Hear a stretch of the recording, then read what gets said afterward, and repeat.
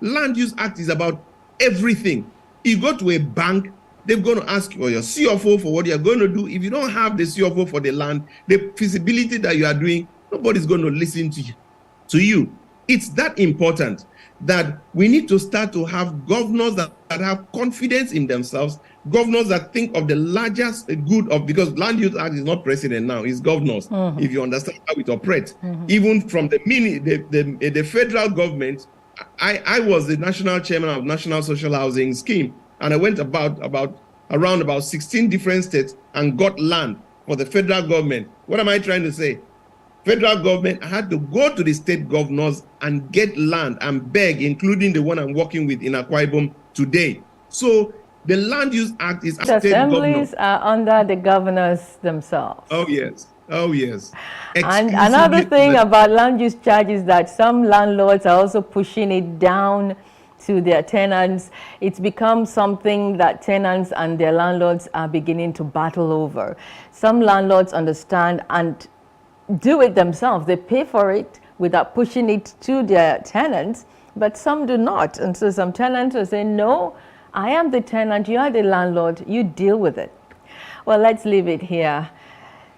Ezekiel, thank you so much. That would go a little bit off the Land Use Act, because the Land Use Act, tenant, you have no business. It's because it's between the owner of the land and government. Those are the two. You don't even have, where are you starting to talk? You don't even get mouth. That table, you don't even there. Exactly. You understand me? It's exclusively between the man who owns the land and the man who has power over the land. So it's something that we need to educate. If you are able to educate governors before they get into office on the imperatives for success, one of the things they will get to realize is that you need to open up and be more accommodating, so that there will be more investment, and the more investment that comes, the better your government will be. It doesn't matter whether the person is in your party or is not money. But when you say, I don't want my opposition, it means you are little. We know your mother. We know. Cool down. You've known poverty, so try to relate with the people that are poor. That's why I like the man like MKO Abiola. As rich as he was, he will tell you. The first time he wore shoes, he will tell you. He will tell you the first time he ate egg. He will tell you. He will tell you where he's coming from. He will tell you, man, it's dark out there, so I can relate. A lot of times, there was a time that my wife, we've been married for a long time, and we went out together for a long time. This year we'll be 35 years married. Oh, wow. And congratulations. So why are you, thank you. Why are you always, these poor people, you want to greet them, you want to do, she's an amazing woman.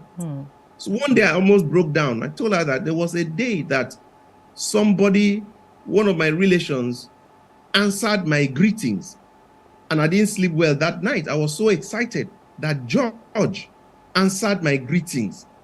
George was like this privileged family, and he actually looked at me and said, hi, how are you? He waved at me. I was so happy that a rich boy, told me, how are you, and greeted me. So because people see me as somebody who is successful by the grace of God, you have no idea what joy it brings to a poor boy. When you go to him, shake his head and say, how are you doing? I like your hair. I like your shirt. You would have changed that person's life forever. You want to be their own judge. Yeah, I like that.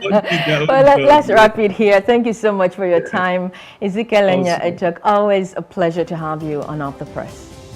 Thanks so much. And Baraka Desala one more time. Thank you. Well, that's been Off the Press with Ezekiel Ejok, analyst who joined us from Akwa Ibom State. Is breakfast on Plus TV Africa. We'll be back shortly with a hot topic. Stay with us.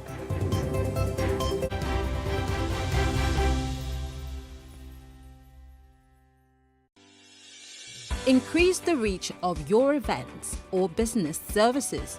To advertise on Plus TV Africa, please call 0906 000 5719 or 0909 040 8408, or send an email to marketing@plustvafrica.com.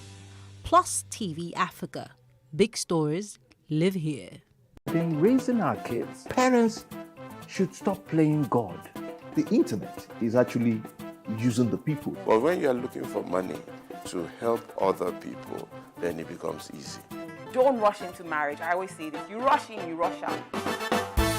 Family is the bedrock of every society and the essence of life.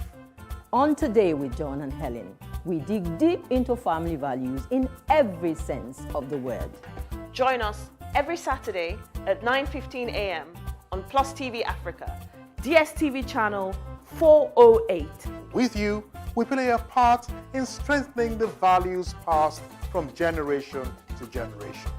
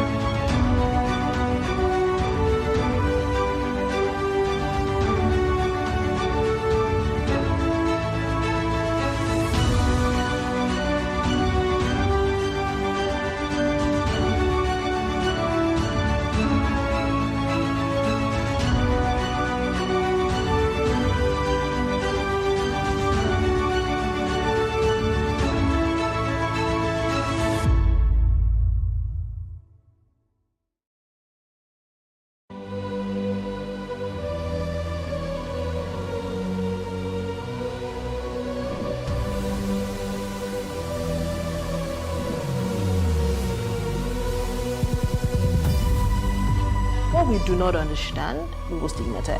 What you can see is the remaining of the tanker that exploded. The suspect equally confessed.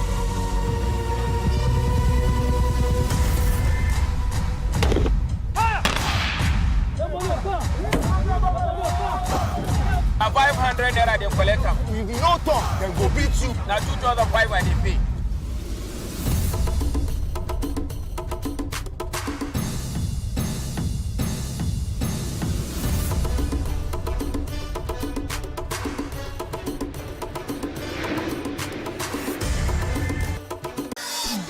Your absence isn't an excuse anymore, as Plus Events is all you need as we bring you the glitz, the glamour, and loads of fun. Oh, definitely. Right, no question. He's a living legend.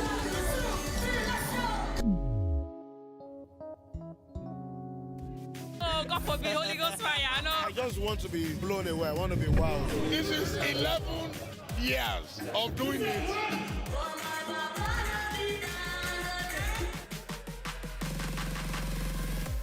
I'm surrounded by so much positivity. No, it's okay. Yo, what's up, my people? It's your boy Starboy Terry. You're watching Plus Event on Plus TV. Stay glued to Plus TV Africa every Saturday and Sunday, 4:30 p.m. West African time.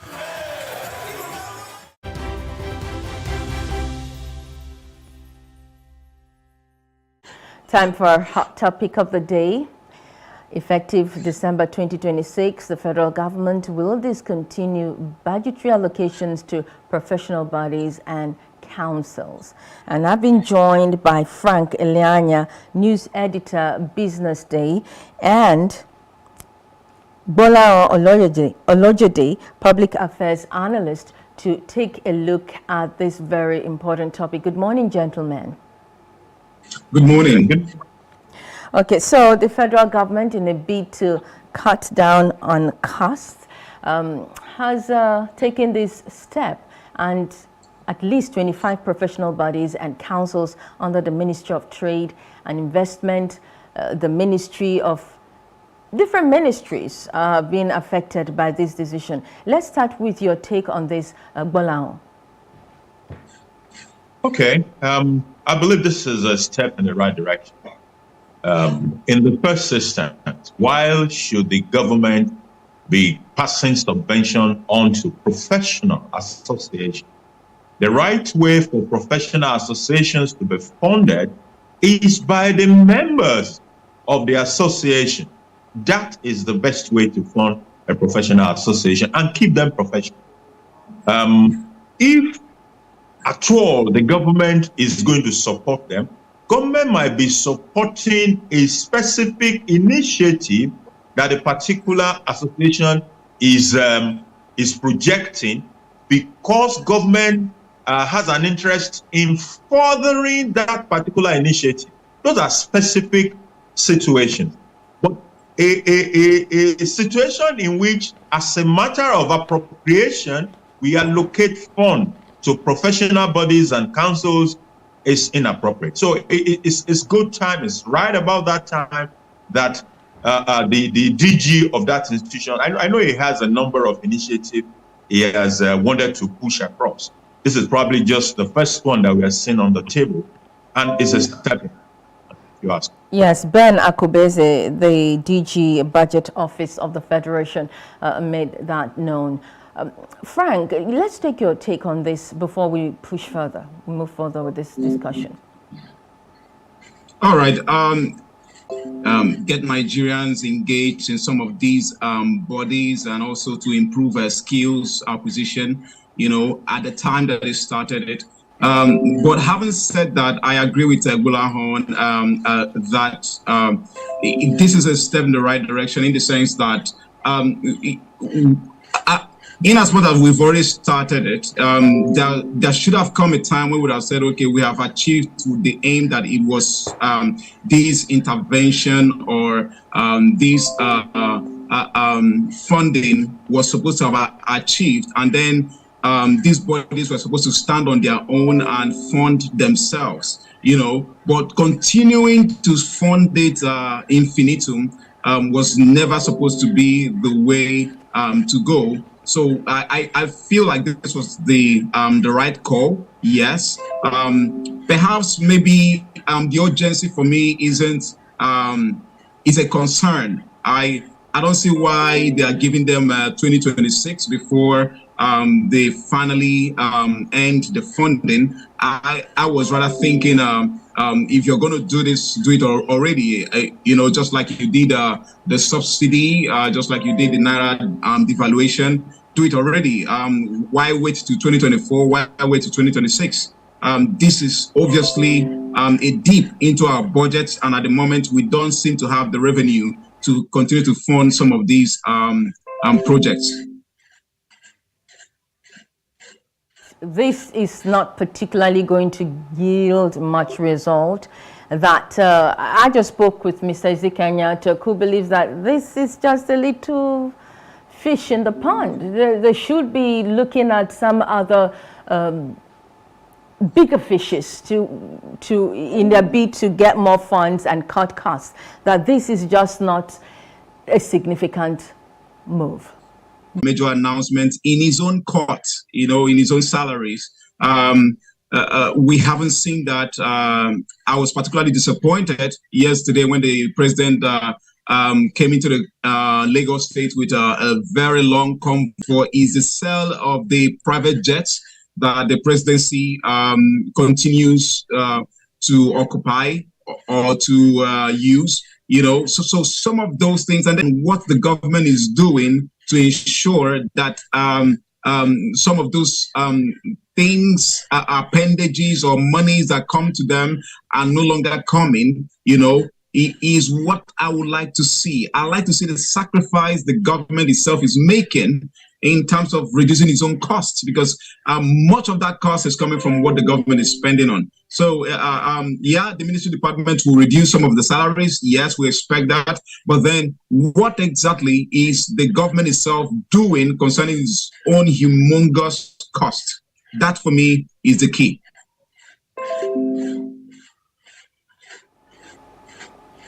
Mr. Gbulahon. Well, let me start from where my brother has stopped. There is the issue of policy direction, which is beneficial in itself. So somebody might say, okay, how much is the total allocation that has gone to this council in the past? But that is not the issue. If we focus on that, we'll miss it. Of course, that will be some amount. We should focus more on what that portends for issues around, say, the Orostaye report, because that is it's good start point. Of course, I disagree with waiting till 2026 also. I don't know why 2026. But we need to revisit something like the Orasanye report and be able to have a total reform. That if you look at our budget, you can see where the money is going now. We can see the chunk that goes to personnel cost. Some departments, some MDAs were actually established, were meant to be more or less temporary or to address a situation that exists, no longer exists. We need to deal with that. And of course, corruption issues that you mentioned. So you take the former accountant general, who is still accounting for 89 billion naira that is said to be missing somehow. You have the former minister of power, who is also being held to account for about 22 billion naira, which has not been explained as we speak. We must, as a matter of, if there is something that the former president said that I agree with him on, whether he did it or not is another story. It's when he states it's not up to 80 billion in a year. So when a man can sit down by himself and misappropriate that amount, is a cause for worry for us as Nigerians. And it's some area that the government must also look at.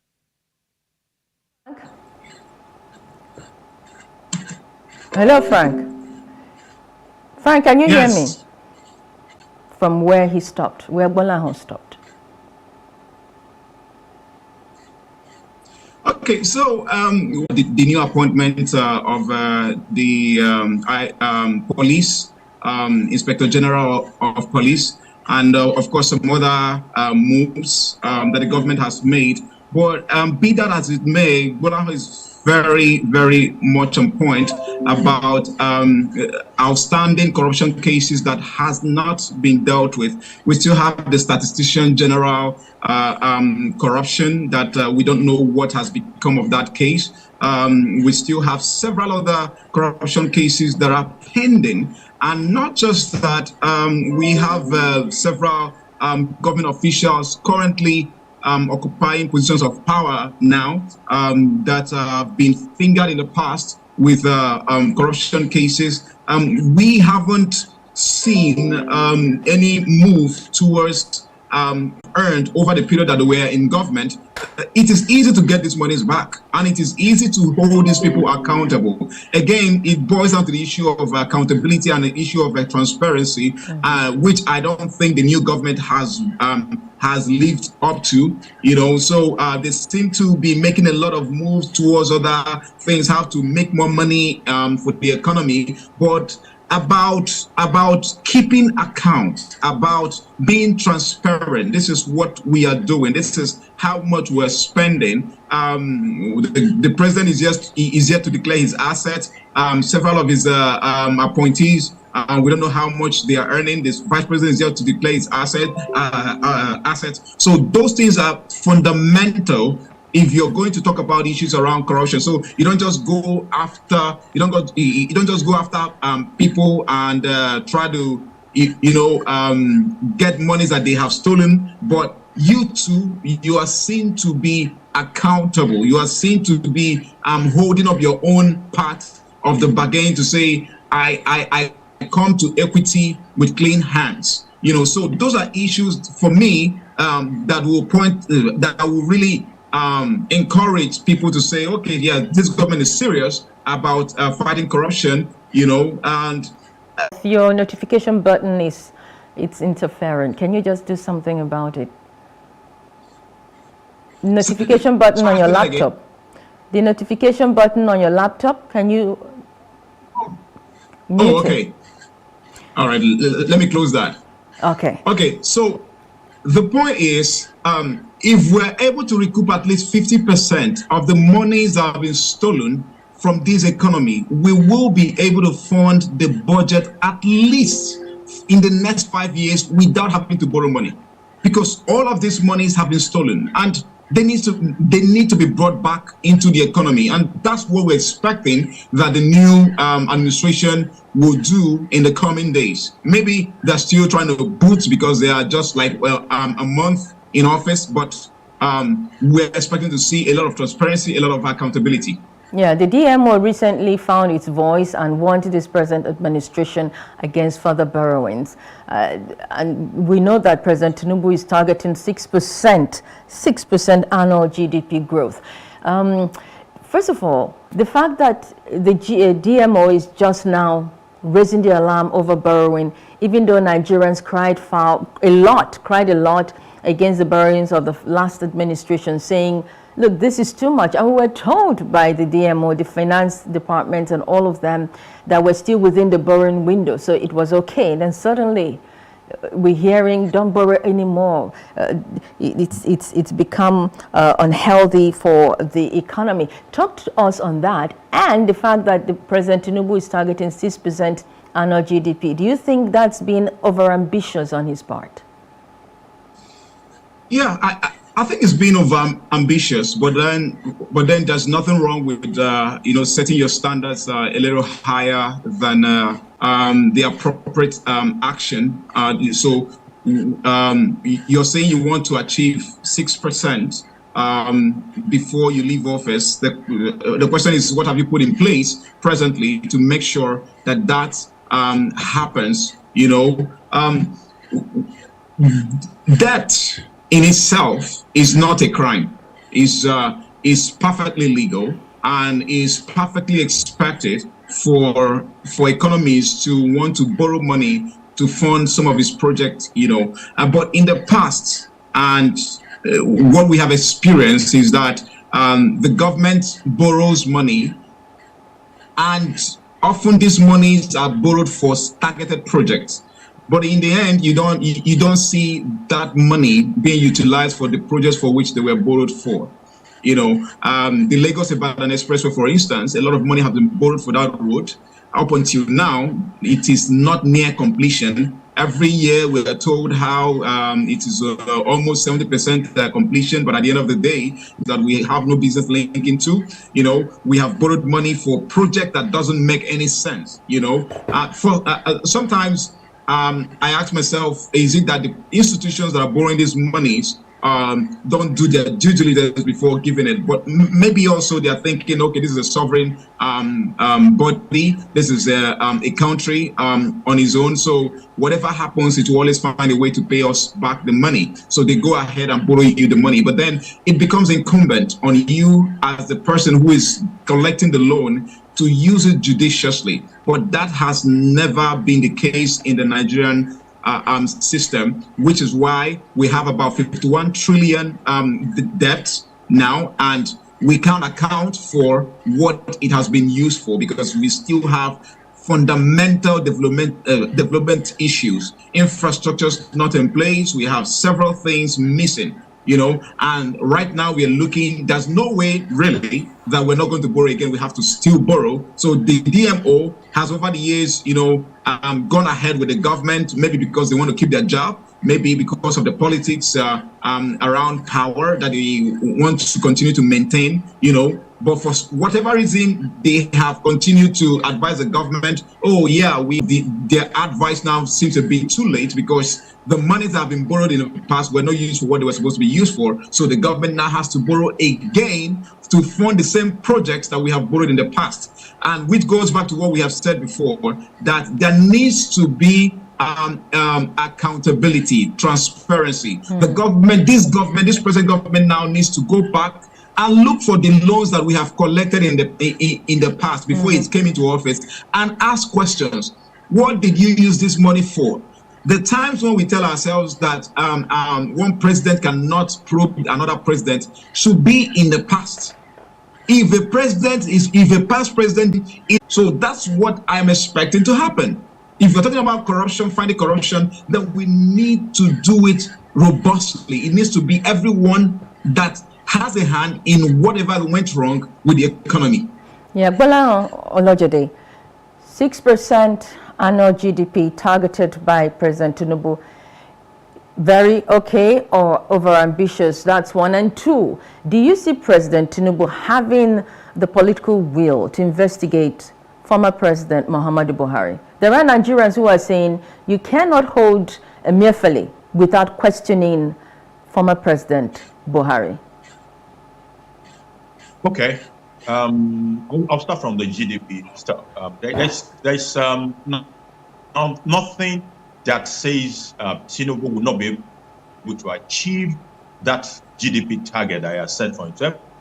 And with that fuel subsidy came a lot of corruption. I worked at a very senior level in the oil and gas sector before, and I know precisely what I'm talking about. It is if they open that can and you see 5% of what is going on in that space, you will wash your hand clean of it and say, let's remove this thing like yesterday. That is one reality. That's a distortion. Another distortion is the multiple rate. There is even a rate for people who are going to Jerusalem and Mecca. Who runs an economy in that kind of a manner? So if we begin to take attention, especially to the most vulnerable in the society, and see what we can do to tackle the burden, the disproportionate burden that they may carry in implementing all this, we must carry them along and communicate properly with that. What was the second thing you wanted me to speak? Office. Yes, some of the previous comment from the DMO office might have been political, because the DMO has technical people who understand that space very well. Why I said it's political is that the emphasis of the DMO in the past has been on issues of debt to GDP ratio. When you look at our debt to GDP ratio, it is beautiful, it is fine, we are comfortable. But the reality is that nobody repays debt from GDP. You repay the debt from your revenue. So if your revenue is poor, you need to match the brakes as far as debt is concerned. And we saw how that played out in 2022. According to the World Bank, in 2022, we used 96% of our revenue to service debts. Who does that? So that is the balancing side that DMO was not emphasizing before. Now, that balancing side is that while our debt to GDP ratio is fine, our debt to revenue is obviously not good enough. So one other thing that we must fix to address debt issue is to ensure. Okay, for me, I will speak to that from two perspectives. Number one is that are those reforms, are those policies in the right direction? And my answer will be emphatic yes. Those are the directions we need to go. Do I agree perfectly with the approach? No. I probably would have approached it in a different manner. For example, the removal of subsidy or the crashing of the multiple rate, they have to happen. But then some other things that I believe we needed to have done before we hit that thing, in my opinion, were not done. Apparently, like some people will say, there are several ways to skin a cat. So that is the way the government has chosen to approach it. Now that it has gone that route, it must now take the necessary step to address the things we felt it will have addressed before implementing, before cutting off those matters. So for fuel subsidy, issues around palliative, minimum wage, and other things that will lessen the burden for the people, fine. For things around foreign exchange policy, how do we rev up our supply issues to match up to the kind of pressure that is being seen on that window? These policies will unleash on a segment of the society. Frank Ilianya. Yeah, go and look at the problem from the top and then leave what fundamentally caused the issues or leave them unaddressed. What we have found or what we have seen so far is a recurrent failure of past administration. They being unable to put in the right infrastructure, they being unable to follow the process to the latter is what brought us to where we are. Yes, this administration had to do what it had to do because we are at a desperate time. And of course, you know what they say about desperate times, calling for desperate measures, But then again, I will reiterate that this government needs to make the same sacrifices that it is asking a lot of Nigerians to make. Nigerians can be buying fuel at 490, 500, 600 now with several retinue of personnel. You know, those times is governance, and governance is about trust. The people need to trust to see that the government itself is making some of these changes for itself. You know, that for me also will lend itself to what we have always said, which is about the kind of people that they employ, the kind of quality is the government itself doing inside. You know, for me, those are things I need to see. The government needs to walk its talk at this moment. At least 25 professional bodies and councils under the Ministry of Trade and Investment, the Ministry of Information and Communication, the Ministry of Agriculture and Rural Development, the Ministry of Transport, the Ministry of Mines and Steel, the Ministry of Justice, the Ministry of Works and Housing, and the Ministry of Environment will all be affected by this new development, which include the Teachers Registration Council in Nigeria, the Computer Registration Council, a whole lot of them. So what will change with this new policy? What's going to change after now, after 2026, when they will stop giving them these allocations? What should change with these ministries? Bolaho. Okay, apparently that must have been why some time is allocated for them to make that transition. Because what it means is that a gap will be created in the funding of these bodies. And these bodies now need to redesign their revenue model. How do we get the money to fund our mandate, our mission? So over the next couple of years, or there about 3 years, 2026, these are the things that those associations and councils will work on so that they can transit from this spoon-feeding situation to some sort of autonomy where they run their own numbers and they can make their own revenues and run their secretariat, pay their own bills as is required of professional bodies.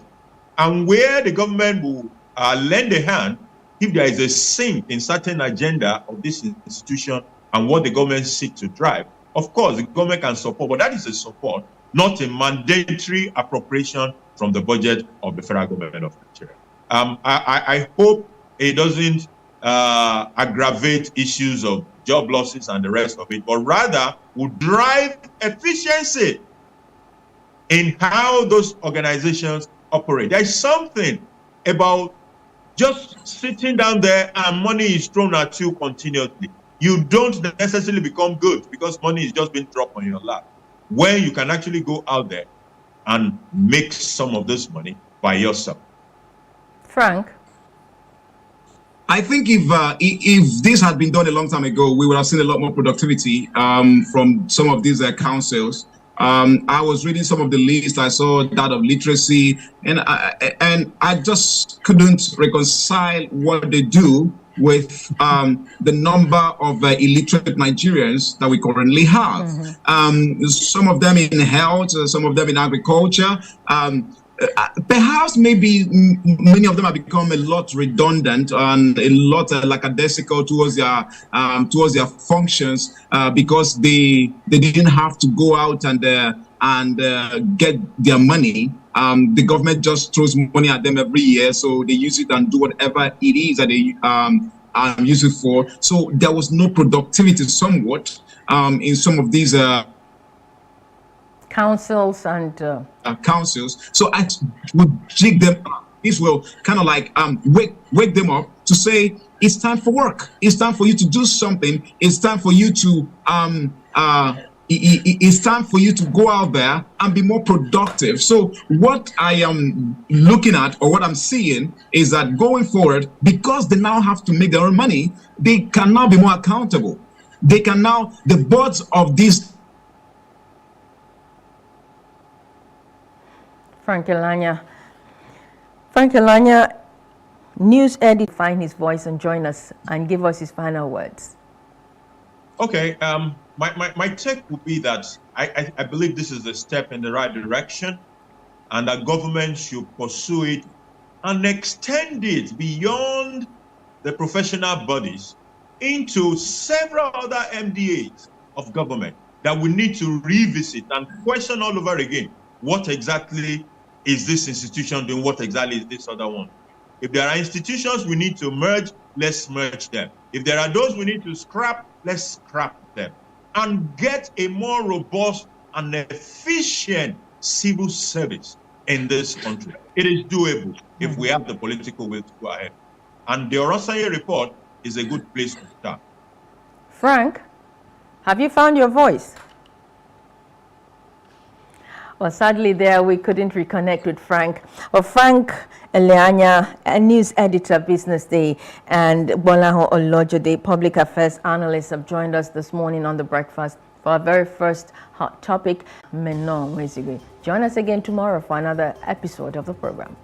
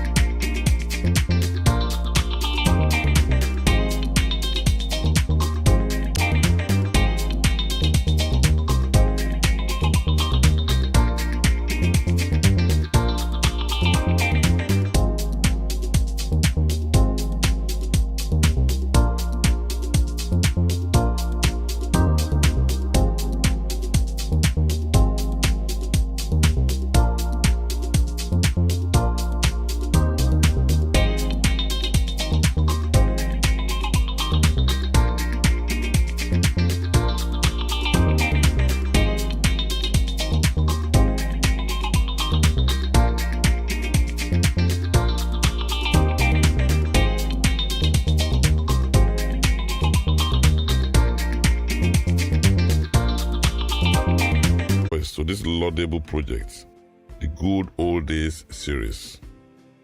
My major focus will basically be on my passion for reading while growing up, the extent I went in funding this habit, lessons learned, and values associated with the correctional methods employed by my dear mother of blessed memory.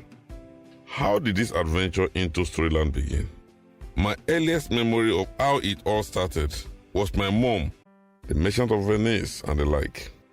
Yes, she clearly had fun telling these stories with the way she used to repeat the names of some of the characters with emphasis. Truhala the King, Gagool the Wish, Captain John Good. Firstly, let me share what I call my cartoon room experience and how it shaped my views in my growing up years. Though of Ifaki Kitty origin, I grew up in Sapele and Lagos. The carton room was a room devoted to storing hundreds of cartons of Skol beer, either empty or full, because my mom used to be a beer distributor for an Ughelli-based company called Superbrew, and even ran a chemist on the side.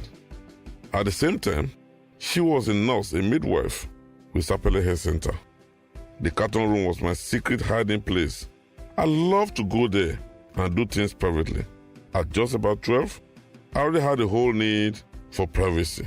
You see, the many cartons provided a million hiding places for my secret things. Not all the things I did there was bad. That was the room, sitting among the scattered cartons and bottles, where my innocence was shattered, reading hundreds of pulp fiction novels and plays. In that private world, nothing outside mattered. All I wanted to do was get up and run to the neighborhood bookshop to get the next James Alley Chase or some Pacesetter paperback.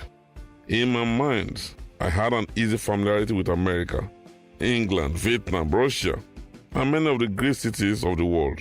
Even though I had never been there, I was a citizen of the world by virtue of my readings.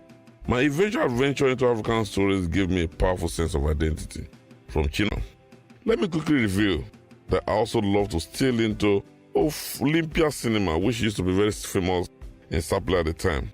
It was at the very end of Okwe Road, the most commercial road in Sapele, to watch Indian movies and other popular American movies. I also had a once-in-a-lifetime experience of watching the epic by Hubert Ogunde titled Jayesimi. This was in the early 80s. How does the 12-year-old finance this rich taste in books, music, and culture? I started by helping myself to leftover coins on the table, by the bedside, in the pockets. I became bolder in my desperation to finance my addiction. I would pop into Dad's room and rummage through his jacket. Sometimes I would watch Mommy's used milk tin, where she used to keep money from sales. Many times I was caught in the act, and then my parents, both of them, would unleash hell. I would get an insane flogging with the used fan belt of my father's car. It was terrible. But my mother could see that the beatings were not working, that the stone in my heart was gradually becoming a diamond, and that if nothing was done, this boy could go over the edge. One day she caught me red-handed, then walked into the carton room, looked straight into my eyes and asked, "My son, Aki, should I kneel down for you?" This struck me as very odd and I stiffened. I could see the tears well up in her eyes and it almost broke my heart in two. How can I cause her so much pain? This woman that I love so much. It was this time a different kind of fear, born of love and admiration. She continued, "Don't you know it is very wrong to steal? That's why I want to kneel down to beg you to stop. It will destroy your life if you don't stop. Pause and touch me. That's why I want to kneel and beg you to stop. Let me kneel." I was alarmed that she would do it. It should have occurred to me. Till this day, I can still hear the clanging as the coins dropped. "You must promise me never to do this again." That means you must have been overreacting to his past errors. Take it easy, parents. Now, let's leave those childhood fantasies and talk about the reading culture. How many of our children these days crave for reading books and stories that can enrich their knowledge and broaden it, hide it inside the book because it will never open to read it? So sad. That was not the norm in those good old days. How did we get here? How or when did that passion and quest for knowledge take flight in our lives as a nation? What do we need to do to bring back those cherished good old days when we compete with the number of books read and not with the number of social outings attended? Is it too late to change the narrative? No. We can bring back that reading culture. Our children must...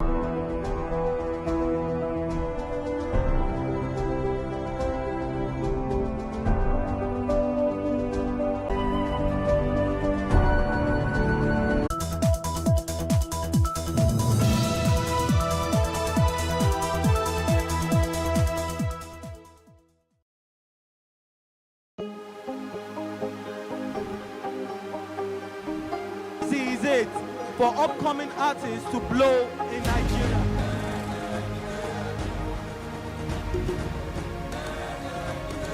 Welcome to Plus Trending. I am Buki November, your host, saying thank you for joining us on today's episode. Welcome back. It's tea time on Plus TV Africa. Practice makes perfect. I'm not perfect yet, but I'm a lot better than I used to be. He's a king. He's entitled to marry 100 if he wants to.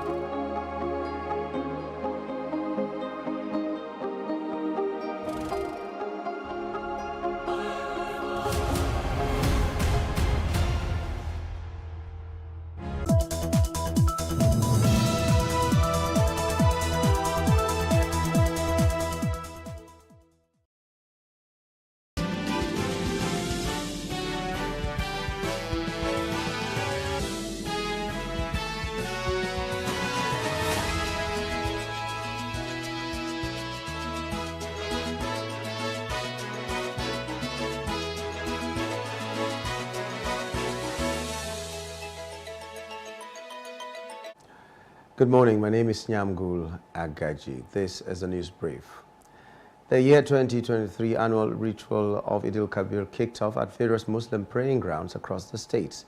Eid al-Kabir, also known as Salah, is the feast of sacrifice of the final rites of annual Hajj in Saudi Arabia. The report. As early as 8 o'clock, Muslim faithfuls in Kaduna State trooped to the Eid prayer grounds. Allahu Akbar! His message, the chief imam of Central Mosque, Kakuri, Sheikh Jibrin Ibrahim, emphasized peace, love, and unity as he enjoined Muslims to be mindful of their utterances, especially now that the country is facing serious security threats. Others insisted on the need for all to shun religious and ethnic biases. The whole year and what really happened here, I urge all our people here, our community, whoever so wishes, whoever has a means and the will, should go and sacrifice his ram today. This is a day for sacrifice of ram. God says this is the day he likes to see blood of ram flow. As I see our brothers and sisters, we are here to celebrate Eid al-Kabir. Alhamdulillah, and I see different faces that maybe it took a long time before. Eid Mubarak. Very, very happy to see my family and my friends and the mosques, everybody. I'm very, very happy. After the Eid prayers, the Sheikh slaughtered a ram, which signifies the sacrifice offered by Prophet Ibrahim. In Kwara, Muslim faithfuls in their large numbers joined their counterparts across the globe to observe the prayers amidst heavy security presence. Focus of speeches are on unity and development of the country. Let's protect our sacrifice as a means of ibadah. As Sheikh Alaway, the Imam of the Ogbogoro Central Mosque in Yeneguab. Ismail, because he gets it in the dream. So Allah brings something which man is not expected. So as a believer, Allah is saying that as a believer, you should fear Almighty Allah. Because of this significance, the sign of Allah to Prophet Muhammad, we should be ever be purification. We should ever clean our mind, and everything we're doing, we should do equal with any human being. We thank Allah subhanahu wa ta'ala, and at the same time, we thank the state government, His Excellency, the Executive Governor of Bayelsa State, for carrying us along. We thank them for giving us rice, rams, and all. We sacrifice, and that is where the rams and the cows involved. But it is obligatory that once you go there, you must sacrifice one ram today for the sacrifice. The aspect of Mecca is called the pilgrim. In Imo State, Muslim faithfuls also gathered for the Eid prayers. The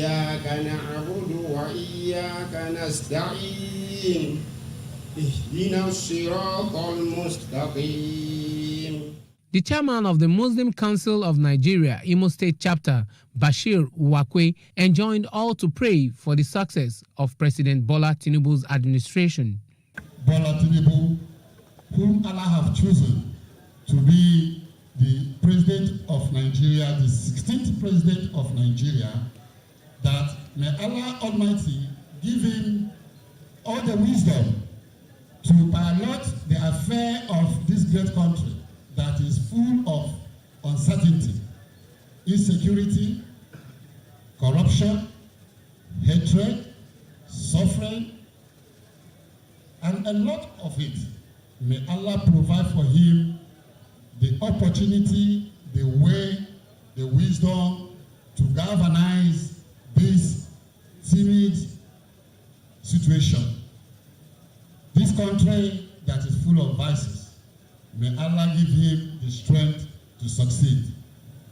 Let us not forget that if the President of the Federal Republic of Nigeria succeeds, it is a credit to us as Muslims.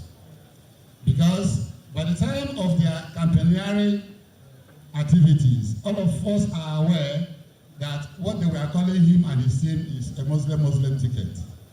Let the positivity of this Muslim ticket become a benefit. Government, the other government has passed, which all the country has expected a good governance from Tinubu government. And we the people, we should help him with prayer. With peace, you can achieve anything. So we are praying to the new government that came. Let them try their best to make sure that we have peace in our Benue State. Because without peace, you cannot work Without peace, you cannot farm. In Adamawa, Governor Amadou Umar Fintiri of Adamawa State and the presidential candidate of the People's Democratic Party, Atiku Abubakar, joined other Muslims at the Central Eid Ground in Yola to observe the prayers.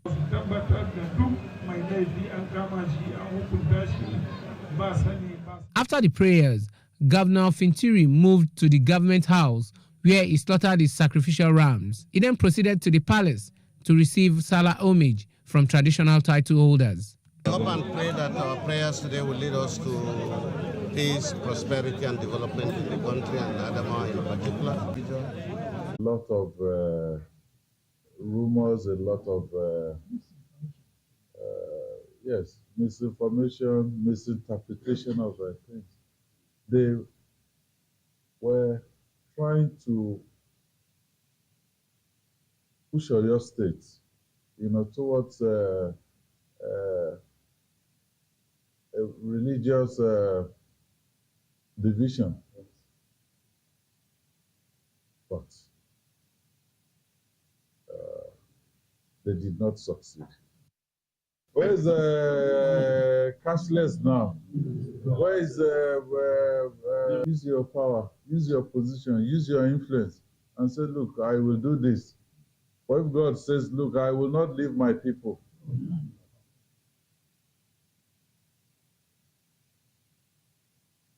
it is God's position that will prevail. Yes, they did all of this. And we were saying it then that some of these decisions were politically motivated. But we're where we are now. He advised public office holders to always allow God prevail in their decisions and policies. Despite the rainfall in the early hours of the day, many of the Muslim faithfuls in Rivers State gathered for the open-air special prayers called Salat al-Eid. Speaking with newsmen after the Eid, the chief imam of Rivers State Central Mosque, Abdul Malik Yahaya, called on Muslim faithfuls to continue with the love shared during the festival. The khutbah was strictly adhered to the teachings of Islam as we commemorate the Eid al-Adha. Eid al-Adha simply means the festival of sacrificial. So the significance is all revolved about thanking Allah wa ta'ala and being merciful to God Almighty. And in that, we believe that Almighty Allah having spared our life to witness today, there's need for us to be grateful and be grateful to Him.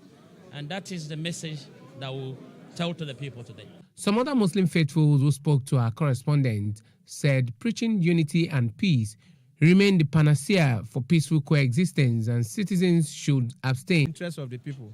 The most important prayer is for peace, love, and harmony. If there's no peace, there will be no leadership. If there's no love, there will be no peaceful coexistence among the people and the citizenry. The Muslim Ummah in Rivers State never had it so good like this. And we want to thank the synergy between the Muslim community and the government of Rivers State. That's Eid al-Kabir celebration from around the country. President Bola Tinubu says Nigerians must make sacrifices for the prosperity of the country. Tinubu spoke with reporters on Wednesday after observing the Eid al-Adha prayers at Dodan Barak Prayer Ground in Lagos. The prayer session, Speaker of the Lagos State House of Assembly. Have faith in the country. Have faith in yourself. Believing that you, as a citizen of this country, you must one another enjoy and prosperity. It will come. Nigeria will see peace, stability, and God will give them succor and peace. We'll move to other parts of Africa now. A senior official of the presidency of the Central African State has stated that Russia will continue to operate in the Central African Republic either with the Wagner group currently fighting in the rebellion alongside the army or with another contingent. This announcement comes shortly after the head of Russian diplomacy, Sergei Lavrov, asserted that the paramilitary group who briefly rebelled against the Kremlin on Saturday will continue to operate in Mali and Central African Republic as instructors, according to Moscow. Wednesday, First Vice President of the Central African National Assembly, Evariste Ngamana, stated during an interview that the situation in Russia in no way affects relations between the two countries. The government official added that they are not opposed to the USA's and France's help in keeping order in the country. Sudan suffering from the war for more than 70 days. Residents reported hearing heavy gunfire in parts of the capital, Khartoum, early on Wednesday, as well as artillery strikes and airstrikes that the Sudanese army launched against the Rapid Support Forces, RSF, positions. Many fear the 17th ceasefire to be announced since the start of the conflict in April 15th is no guarantee for their safety after violations of the previous. Lukashenko has confirmed that the head of the Wagner paramilitary group, Yevgeny Prigozhin, has arrived in the country. Lukashenko is said to have brokered a deal which narrowly prevented Wagner mercenaries from marching on Moscow after the private army mutinied against Russia's military leaders.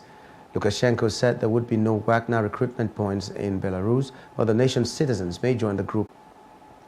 From France comes the report that the country is bracing for further protests after police shot dead a teenager, an incident which French President Emmanuel Macron says has moved the entire nation. Clashes broke out between demonstrators and police overnight after an officer killed the 17-year-old in a Paris suburb, Nanterre. The teenager, identified as Nail M., allegedly failed to comply with a police order to stop his car on Tuesday. He was driving a rental car when police pulled him over for breaking several road rules, prosecutors said. The car moved a few meters before crashing. Emergency services tried to resuscitate the teenager at the scene, but he died shortly afterwards. In business news, seafarers have said that the Nigerian maritime industry has the potential to generate $100 billion annually if properly harnessed. The seafarers said this on Sunday at an event to commemorate the 2023 World Seafarers Day, organized by the joint body of the Nigerian seafarers professional groups. Addressing journalists at the event, the Secretary General of the Merchant Seafarers Association of Nigeria, Captain Alfred Oniye, said the proper implementation of the Cabotage Act could propel the country's maritime industry to generate at least $50 billion annually. Oniye said that 80% of Nigerian seafarers were jobless and the majority of them were out of sea. More so, the chairman of the organizing committee of the event, Captain William Ogunshakin, said 70% of vessels operating in Nigeria are owned by foreigners. In entertainment news, Taylor Swift is setting new records as Billboard by extending 70th week at #1 on the Billboard Artist 100 chart. Swift's 9 albums are all currently on the Billboard 200 chart and 3 songs on the Billboard Hot 100. On the Billboard 200, Swift's latest album, Midnights, holds strong at #4 with 60,000 equivalent album units. In addition, her previous albums such as Lover, Folklore, 1989, Reputation, and re-recorded version of Red and Fearless maintain their presence on the chart. Notably, Swift's album Speaks Now experienced a resurgence, rising from 42 to 39 ahead of the release of its re-recorded version Speak Now, Taylor Swift's version, set to be released on July 7. In sports news, Jeremiah Okorodudu, a former African boxing champion and Commonwealth Games bronze medalist, is dead. According to reports, the boxer was awaiting amputation of one of his legs when he died. Jerry, who is 64 years old, battled foot ulcer in the past couple of years and is survived by his wife, Adenike Okorodudu, and 5 children.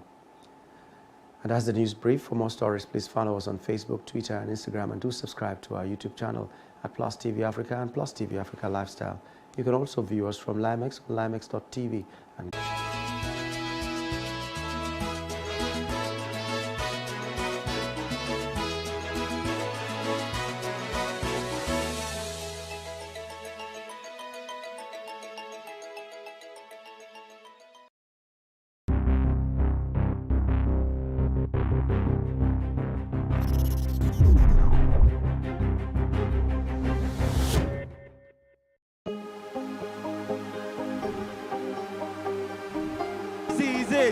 for upcoming artists to blow in Nigeria.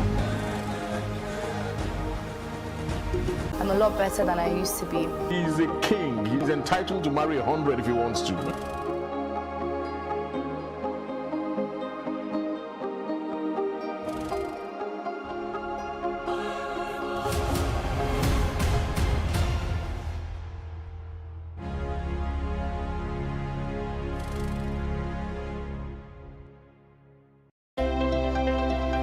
Nigeria is a beautiful country filled with cultural resources and a preserved tradition.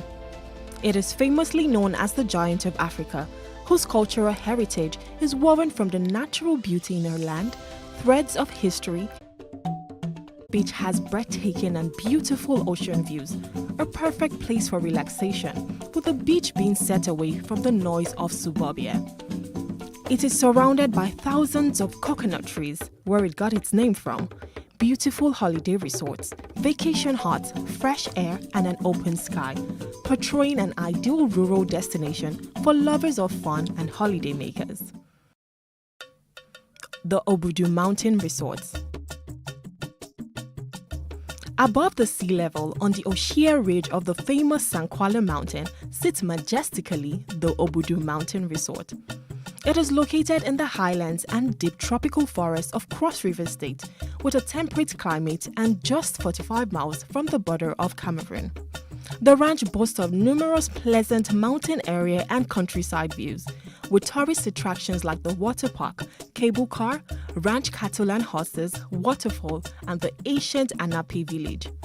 The Obudu Mountain Resort is a mix of adventure, beautiful scenery, and idyllic tranquility. The Yankari Game Reserve. In Bauchi State is the Yankari Game Reserve and former National Park, one of West Africa's eco-destinations. It is home to several natural warm water springs and the biggest wildlife retreat. The reserve is filled with a number of activities that would help you connect. The Ogbunike Caves. Located in a valley blanketed by tropical rainforest in Anambra State, are a collection of caves knitted with historical and spiritual significance. The Ogbunike Caves are associated with living traditions said to be preserved by the people for many centuries. Descending into the valley where the caves are located is a walkway made up of about 317 steps, and visitors must remove their shoes before entering the caves based on tradition.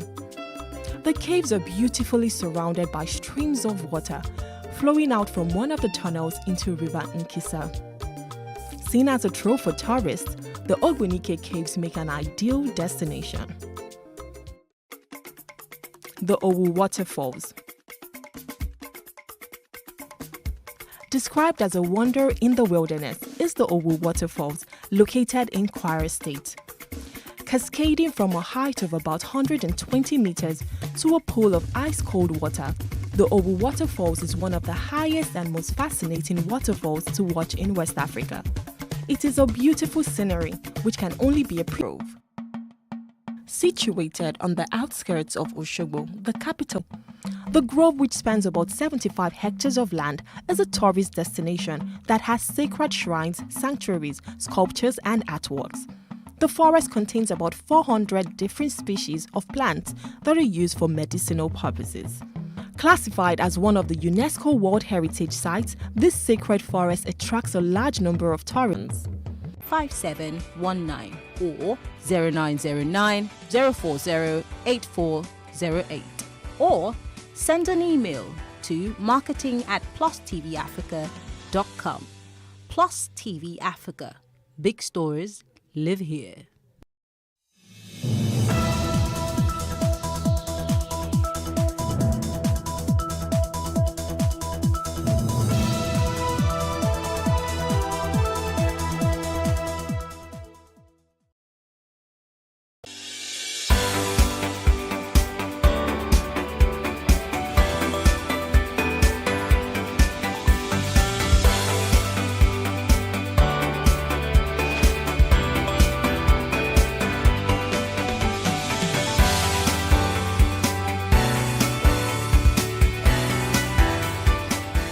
Nigeria's fiscal sustainability is becoming a growing concern as the country's total public sector debt stock has surged from 46.25 trillion naira to 81 trillion naira, as revealed in the Debt Sustainability Report published by the Debt Management Office, DMO. Now, findings have shown that Nigeria's debt servicing cost has increased by 55.71% to 1.24 trillion naira in 3 months. According to data obtained from the Debt Management Office, between October and December 2022, Nigeria spent 406.77 billion naira on domestic debt servicing, while it spent $312.27 million on external debt servicing, while it spent $801.36 million on external debt servicing, giving a total of 1.24 trillion naira. We will keep our eye on Nigeria's fiscal sustainability. Also, the Lagos Chamber of Commerce and Industry, LCCI, has urged the federal government to take the measures in response to the rise in inflation and its impact on households. Well, stay with us as we analyze these issues. I am Justin Akadonye. Business Insight starts right now.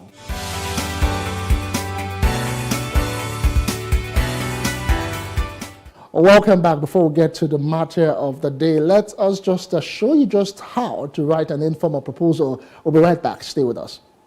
Writing an informal proposal. The thought of writing a proposal overwhelms many people, but the task does not have to be daunting. Informal proposals are written when people need to ask permission to make a purchase, undertake a project, or write a paper.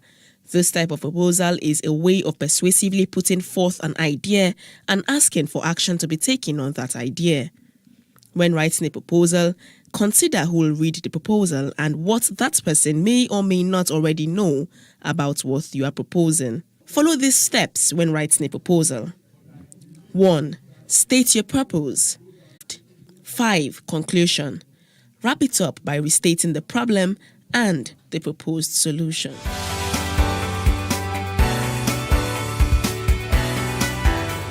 All right, welcome back. It's still Business Insight and Plus TV Africa. I am being joined by Gospel Obele, economist, and together we'll be looking at Nigeria's public debt stock and, of course, the issue of inflation, how it's impacting on Nigerians. Many thanks for joining me, Gospel Obele.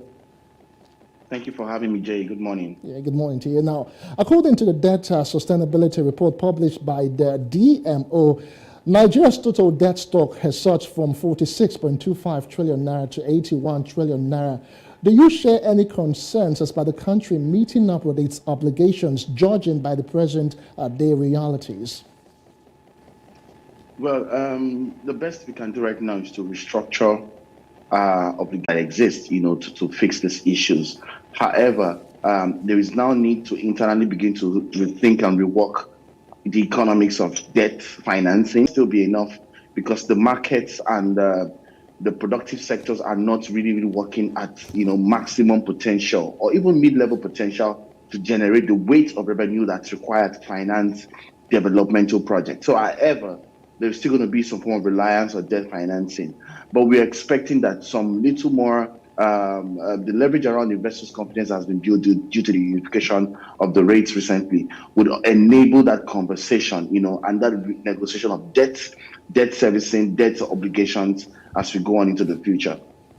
All right, now let's still stay with the report. According to it, the federal government's projected revenue of 10 trillion naira would push the debt to GDP ratio close to about the 40% limit, that is reaching about 37.1%.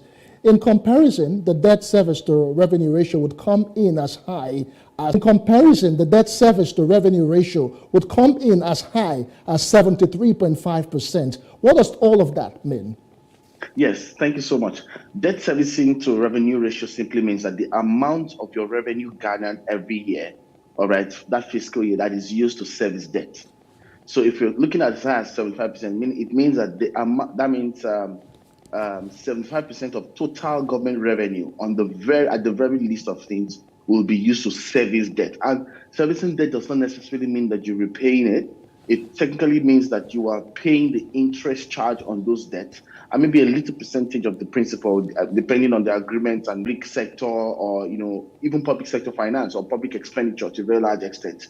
And it's also a bit worrisome again, because when you also look at the block of revenue potential of the 2023 budget, and you're taking 75% of that chunk for servicing, it tells us that we're in a really, really fiscal mess.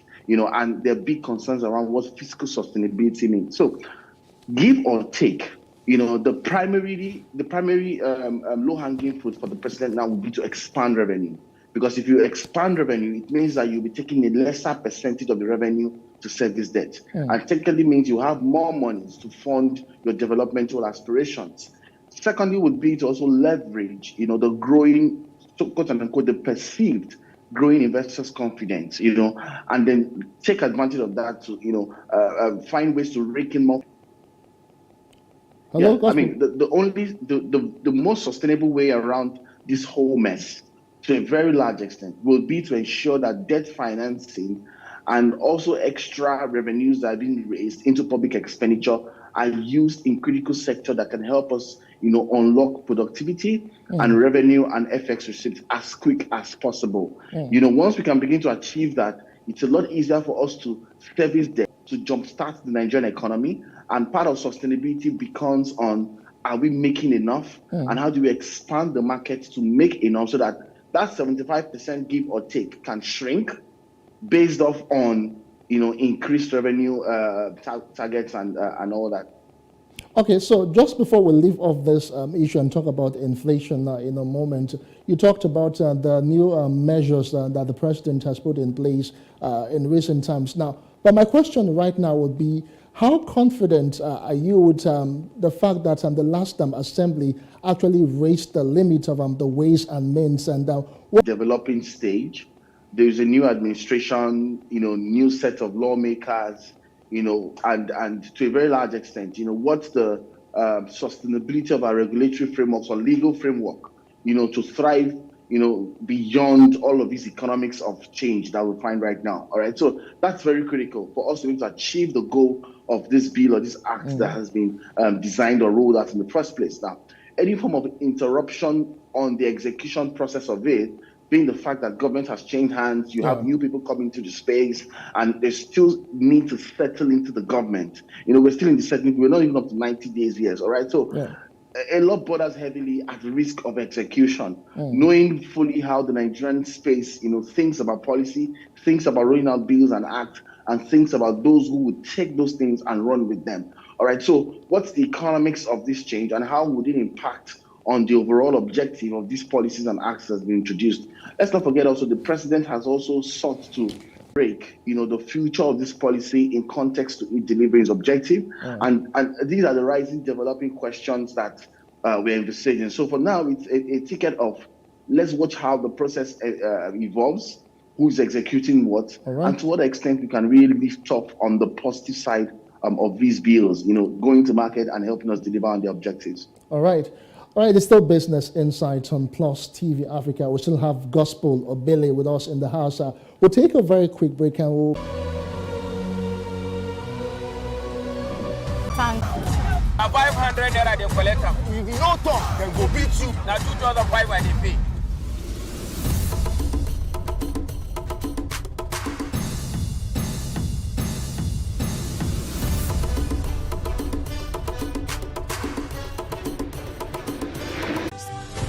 Growing youth population with little engagement, that is a ticking time bomb. We are a blessed people with diverse culture and highly cerebral minds who have a lot to say. And yes, we are talking. It is important we drive the right conversation that informs, inspires, influences thoughts and action. If we say there's beauty in our diversity, then let us embrace our diverse culture. We must continue to courageously be the voice of transformation. Welcome back to Business Insights. Now, Gospel, thanks for staying with us. The Lagos Chamber of Commerce and increase in inflation rate LCCI recommends reducing taxes. LCCI represents the voice, the organized private sector voices of businesses in Nigeria. It's safe to say that some form of incentive has to go into the mainstream, considering the rising cost of doing business and the rising cost of living. So it's not just enough to say you're making it easier for businesses to run. You also need to make it easier for consumers to patronize, to buy, to facilitate that circular flow of money. There has to be a balancing out of how this incentives economy works. So I understand the position of the LCCI, and it's a good position to take, knowing fully well that at some point we need to, create relief initiatives that can help stakeholders along the value chain, take on, because the idea is that if you relax taxation, it will also help sort of like, productivity help reduce the cost of business. Taking into cognizance that supply chain and raw materials are now more expensive. So it just means that you're taking the cost burden for the producer in the way they've always done, and not necessarily have to increase it because supply chain has increased. I don't know if you know what I mean. So that's the perspective of these policy proposals, on the doing business landscape to a very large extent, So, and we're also in a context where lots and lots of producers or businesses are seeking to make what we call abnormal profit. All right, you increase the price per unit of an item because raw materials have now been expensive or taxes have gone up. But regardless of what has gone up, you also double the price because you want to be able to create enough window to have much cash flow into the business. Inflation reached 22.41%, marking the fifth consecutive monthly rise, while food inflation rose to 24.82% from the previous month of 24.61%. With the recent fuel subsidy removal, I'm sure that the figures for June would be higher. How do we mitigate all of that amidst the Naira float and the new foreign exchange regime? To be honest, Jay, it's a very complicated time. We are living in very complicated times, and we are living in a core VUCA reality, volatile, uncertain, complex, and ambiguous. First off is the need for the government to envisage. You need to create scenarios of what will happen. So what will happen when you take this policy, when you do that, when you do that, and secondly, how coherent are these policies to start with? One of the reasons why our inflation numbers really got this bad was, take for the central bank, for instance, there were a series of, also want to avoid unnecessarily making policy announcement that could turn the market behavior, that could influence market behavior in 24 hours. All right. So, and that's what we saw in the subsidy case. And all of these things have to be taken into cognizance. The Nigerian context is now very complex and very sensitive. Any wrong pronouncement or a relay of inconsistent policies will hurt the economy so bad, and we'll get to see it in inflation and all the language, the public speaking and all of that of public officials. All right. Do not make statements and assertions that could trigger market behavior, knowing fully well that the market is like this is on the fence. All right, lots can happen in 24 hours right now in the Nigerian economy. You want to avoid that. Number three is to carry all the necessary stakeholders along in full consultation, and that's a bit relative again. Policy statements and how you even execute them. More importantly, the timing of the execution and who is executing. So if clog of policies and pronouncements have been enforced where we are today, and it's going to get worse because it's not just those policies or pronouncements, it's also the fear of what may happen as a result of what's currently happening. I don't know if you get what I'm trying to say. So again, arguments on round tripping, arguments on abnormal profits and demand supply, disequilibrium and all that will also reinforce that fear of what may happen. Panic buying is also on the table due to this subsidy conversation. Unification of the exchange rate. The exchange is going high. Nobody really knows what's going to happen. That fear is also enabling new waves of price increases into the market. So we can see the impact, not just for today, but in the future. So lots of things have to become. Thank you, Jay, for having me. My pleasure.